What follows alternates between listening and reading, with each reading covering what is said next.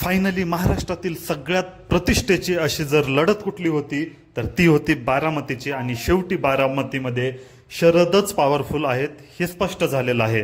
तर बारामतीमध्ये सुप्रिया सुळेताईंचा विजय जवळपास 1 लाखापेक्षा अधिक मताधिक्याने झालेला आहे। आता हे स्पष्ट झालेलं आहे, म्हणून बारामती फक्त शरद पवारांचीच आहे यावर शिक्कामोर्तब झालेला आहे।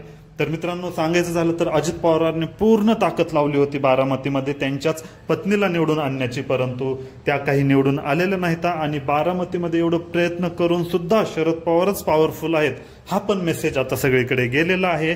आणि बाहेर पडून अजित पवारांना जास्त काहीच मिळालेलं नाही। महायुतीमध्ये त्यांना फक्त 1 जागा जिंकता आली आहे, ती पण रायगडची सुनील तटकरे यांनी जिंकलेली। महाविकास आघाडीत राहून शरद पवार यांनी जवळपास 7 जागा जिंकण्यात यश मिळवलेलं आहे आणि ओव्हरऑल महाराष्ट्रात बघायला गेलं तर महाविकास आघाडीला भरपूर असं यश मिळालेलं आहे। आणि यामध्ये सगळ्यात जास्त नुकसान कोणाचं झालं असेल तर ते बीजेपी आणि देवेंद्र फडणवीस यांचं झालं आहे, कारण यानंतर आता देवेंद्र फडणवीस यांच्या नेतृत्वावर सुद्धा प्रश्न उठवले जातील। तुम्हाला काय वाटतं कमेंटमध्ये सांगा।